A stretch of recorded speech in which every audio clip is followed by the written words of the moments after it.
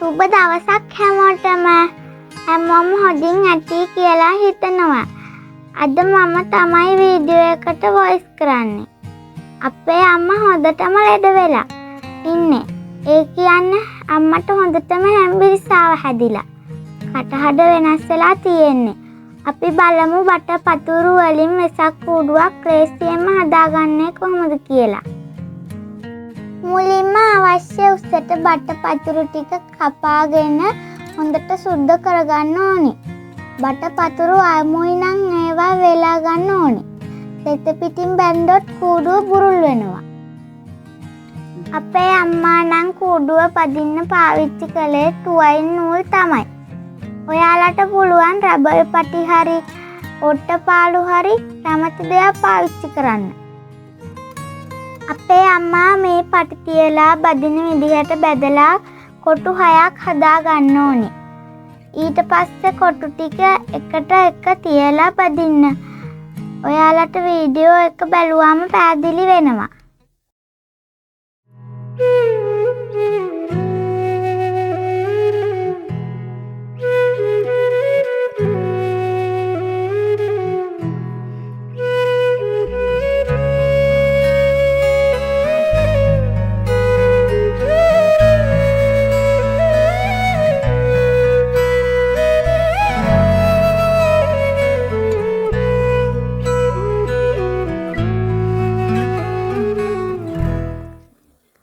එහාට මෙහාට හෙලවෙන්නේ නැති වෙන්න තතට කොටු ටික තියලා කූඩු හදා ගන්න ඕනි.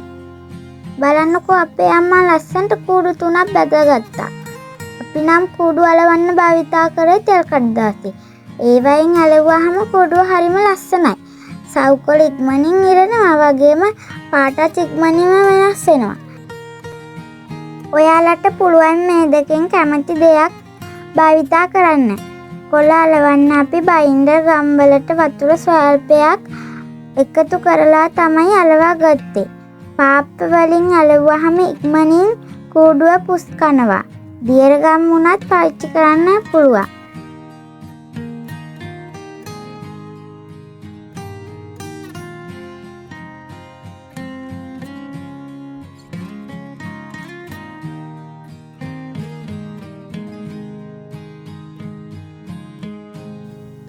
අපි රැලි කපා ගන්නකොට පාට දෙකකින් තමයි රැලි කපා ගත්තේ.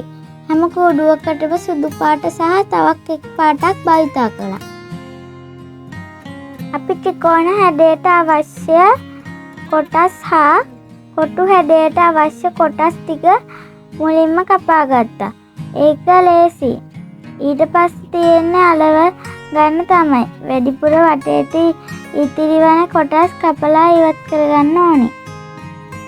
එක කූඩුවක් සඳහා තෙල් කඩදාසි 5ක් පමණ පාවිච්චි කරන්න වෙනවා.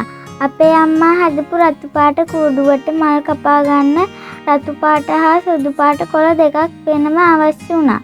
ඒ වගේම මල් කපා ගන්න වැඩිපුර කාලයක් ගත වුණා.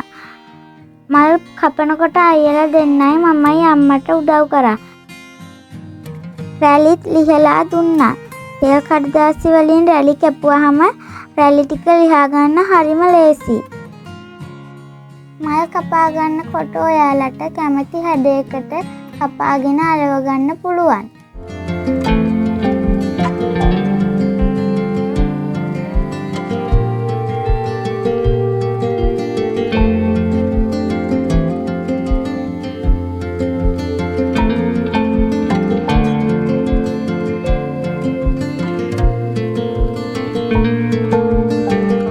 රැලි කපනකොට පොලේ දික් අතට දෙකට කපා ගත්තා. ඊට පස්සේ සුදු රතු සුදු ආකාරයට පිළිවෙලින් අලවාගෙන රැලි කැපුවා. එතකොට ගොඩක් ලස්සනයි. මුළු සදහත් ඒ විදිහටම රැලි කපා අලවා ගත්තා.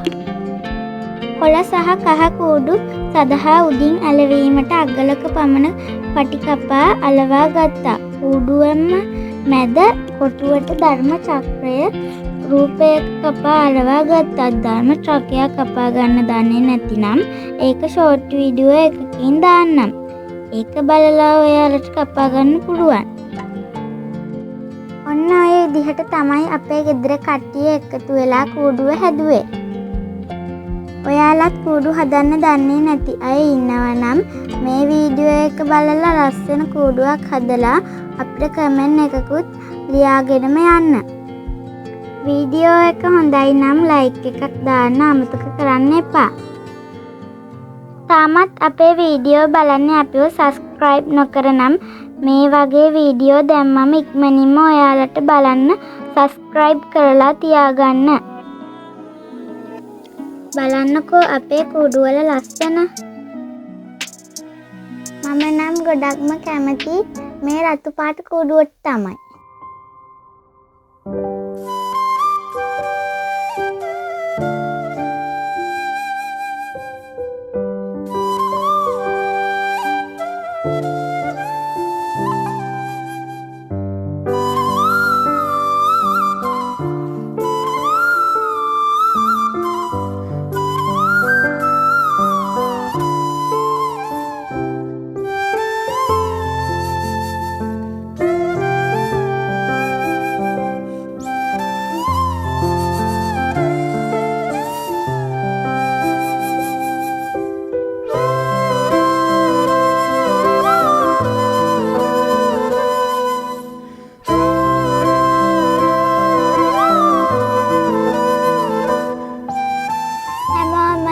පරිස්සමින් සතුටින් ඉන්න. අලුත් වීඩියෝ එකක් අරන් ඉක්මනින්ම එන්න. ඔයාලා හැමෝටම තෙරුවන් සරණයි. සුබම සුබ වෙසක් මංගල්‍යයක් වේවා.